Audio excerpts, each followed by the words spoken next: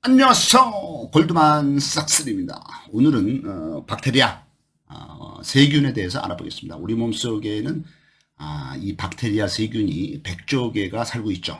우리 몸의 일부를 구성하는 우리 몸 자체는 아니고 외부의 생명체가 되겠습니다. 각자 독립적으로 생활하고 태어났다가 죽는 어떤 독립 생명체가 100조 개나 되는 이 박테리아들이 우리 몸 안에 살고 있습니다. 그 중에서도 우리의 창자 속에 가장 많이 살고 있는 대장균에 대해서 알아보면은, 대장균은 온혈동물, 따뜻한 체온을 가지고 있는 동물의 장 속, 그러니까 대장 속에 살아가는 공생을 하는 박테리아가 되어 있습니다.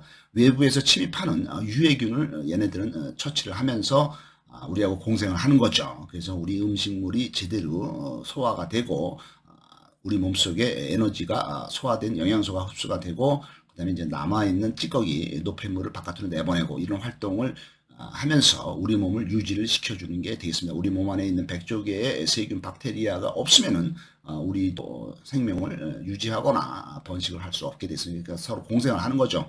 하지만은 그 중에 박테리아 세균 중에는 우리 몸에 유익한 세균도 많지만은 유해한 나쁜 세균도 많이 있는 걸로 되어 있습니다. 이 대장균은 비타민 K2를 생산을 하고 대부분 해롭지는 않지만은 그 중에는 좀 나쁜 놈들도 있죠. 그래서 식중독을 일으키는 대장균도 있습니다. 그래서 이들은 이 박테리아들은 쉽게 번식을 하고 유전적으로도 아주 단순하게 되어 있습니다.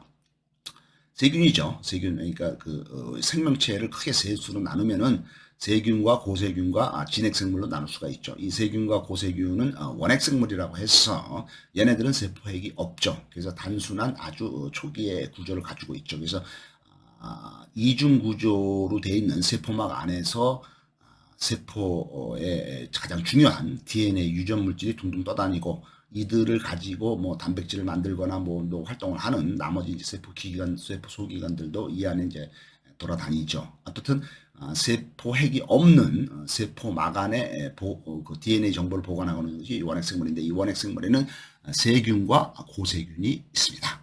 얘들이 진화를 해서, 얘들은 이제 35억 년 전에 이제 등장을 했고, 얘들이 진화를 해서 한 24억 년 전에 이제 진핵생물로 진화를 하는데, 진핵생물이라는 거는 이중 구조의 인과 지질로 되어 있는 세포막 안에 별도의 세포핵을 가지고 있습니다. 세포핵은 또 별도의 세포막으로 구성이 보호가 돼 있죠. 그래서 이 안에 유전 정보인 DNA와 염색체를 보관을 하고 있는 것이 세포핵이 되겠고, 그 바깥에 이제 세포 소기관인 미토콘드리아라든가 리소솜, 리보솜, 소포체, 골지체 이런 것들을 가지고 있는 것이 진핵생물이면서, 얘네들이 24억 년 전에 등장을 해서 여태까지 진화를 해서 지금 지구상에 있는 모든 인간을 포함한 동식물 모두가 진핵생물이 되겠습니다. 그래서 이 인류의 조상이 될 수 있는 35억 년 전에 나타난 이 세균과 고세균, 얘네들이 이제 세균인 스피로에타 나성균하고 고세균인 메탄생성 고세균, 그다음에 이제 황전환 고세균, 얘네들이 이제 세균과 고세균이 공생을 하면서 진핵생물로 진화가 된 거죠. 아무튼 이 박테리아들은 이제 원핵생물의 하나죠. 세균이고, 고세균도 아니죠. 고세균은 약간 더 이제 진화된 건데, 아무튼 이 박테리아들은 아주 단순하죠. 구조가. 그래서 얘네들이, 근데 우리가 어떤 오염된 물이라든가 오염된 상한 음식을 먹게 되면은 얘네들이 이제 또 활동을 하면서 설사를 하거나 구토를 하거나 머리가 아프거나 어디가 아프거나 통증을 유발하죠. 항생제가 좋은 건 아닙니다. 항생제를 가능한 한 먹지 말아야 되죠. 그래서 항생제를 먹으면은 몸속에 있는 세균의 균형, 우리 몸속은 이제 세균이 균형을 이루고 있죠. 그래서 유익균만 다 있다고 해서 좋은 것도 아니에요. 그래서 유익균과 유해균이 적절한 비율이 있어야지만 건강을 유지를 하는 거죠. 그다음에 유해균이 많이 늘어나면은 건강이 나빠지죠. 유해균이 많이 늘어나는 걸 막아야 됩니다. 유해균이 많이 늘어나면은 배가 나온다든가 무슨 몸의 상태가 좀 안 좋아지고 컨디션이 안 좋아지죠. 그래서 유해균이 많아지는 거를 막아야 되지만은 유해균이 아예 빵이라고 그러면 더 나쁩니다. 그래서 이제 적당한 비율이 있어요. 유해균도 역할이 있으니까. 그다음에 이제 유익균이 이제 이게 유익균과 유해균이 7대3 정도의 비율을 유지를 해야 되는데, 이 항생제라든가 이런 아주 독한 강한 약을 먹으면은 얘네들이 이제 세균의 분포에 영향을 미쳐서 이 세균의 총균형, 무너지면서 몸에 안 좋은 영향을 미칠 수가 있다. 이런 우려가 있는 겁니다. 그다음에 이제 박테리아 중에서 이제 살모넬라, 이거 뭐 음식 관련된 거죠. 살모넬라라는 균이 있는데 얘네들이 이제 막대 모양으로 긴 간균이 되어 있습니다. 세균의 종류도 얘네들이 이제 뭐 기따란 막대 모양도 있고 뭐 원형 동그란 놈도 있고 그다음에 이제 나선형 모양도 있고 해서 뭐 여러 가지 모양체를 띠고 있죠.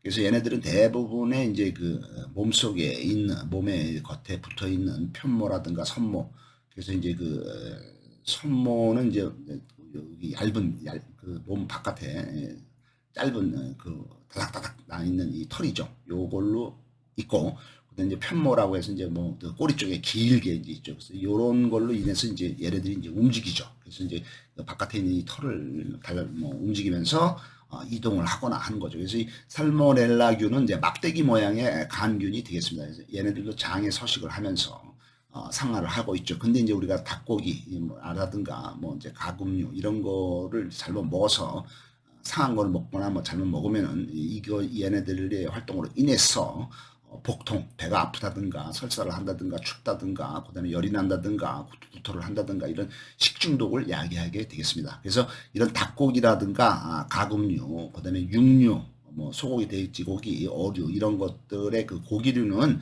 조리할 때 75도 이상에서 최소 15초 이상을 조리를 불에 데워서 먹고 보관을 할 때는 5도 이하의 냉장고에서 보관을 해야만이 이 살모넬라균이 발생을 안 합니다. 이 살모넬라균이 이제 이 상태를 안 지키면 발생을 하면서 몸에 들어가서 여러 가지 이제 뭐 설사라든가 이런 걸 유발하는 거죠.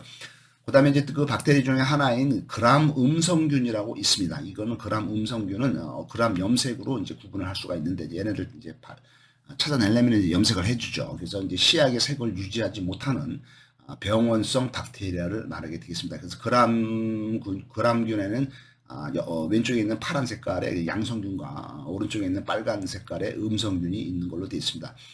이들 박테리아는 세포막 바깥에 있는 얇은 세포벽이 있고 그 바깥에 있는 아우터 멤브레인이 있고 그 밖에 이제 독성 효과와 손상을 일으키는 LPS가 있는 걸로 되어 있습니다. 그다음에 이제 그 박테리아 중에서 이제 뚱보균하고 이제 날씬균이 있어요. 그래서 이제 이 박테리아가 뚱보균이 많으면은 안 먹어도 살이 찌는 거고, 그다음에 이제 이 날씬균이 많으면은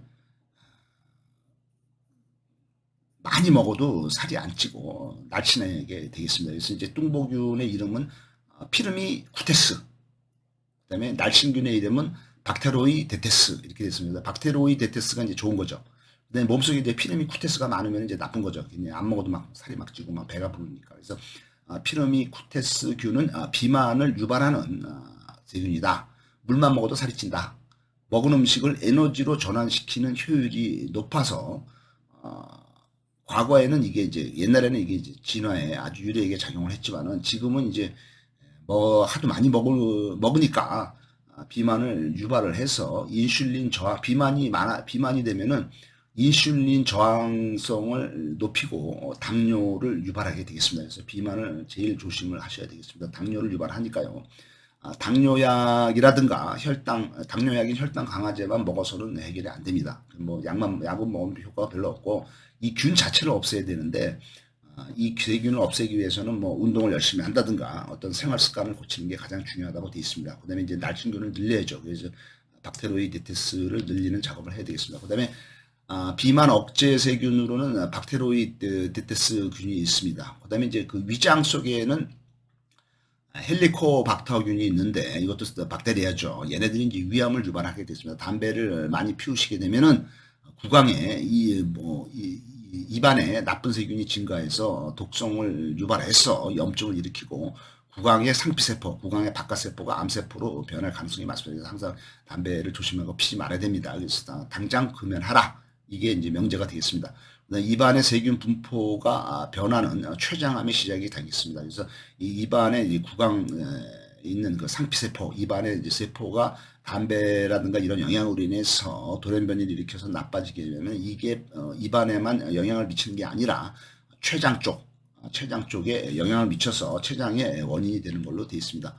그다음에 박테리아 중에 하나인 프로테오박테리아가 있는데 얘네들은 염증을 유발하는 장 속에 있는 박테리아로서 운동이라든가 걷기라든가 달리기를 통해서 얘네들 프로테오박테리아를 없애야지만이 몸의 건강에 도움이 되겠습니다. 그 다음에 이제 몸속에 있는 유익균 중에서 아키만시아라는 이 박테리아를 증가를 시켜서 비만이라든가 당뇨라든가 이런 거를 예방을 해야 되겠습니다. 이 프로테오박테리아는 토양 세균, 땅 속에 있는 세균의 30%를 차지하면서 토양의 탄소라든가 질소라든가 황 등의 순환에 핵심적인 역할을 하는 걸로 되어 있습니다. 그 다음에 이제 그 박테리아 중에 하나는 이제 비브리오 박테리아가 있는데 얘네들은 이제 비브리오 폐혈증을 유발하게 되겠습니다. 그래서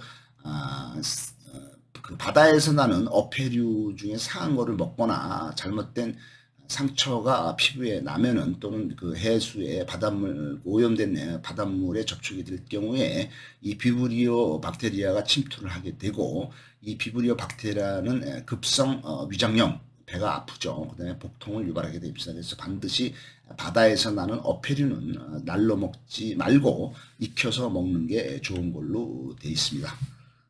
그 박테리아 중에 몇 가지를 알아보았습니다. 감사합니다.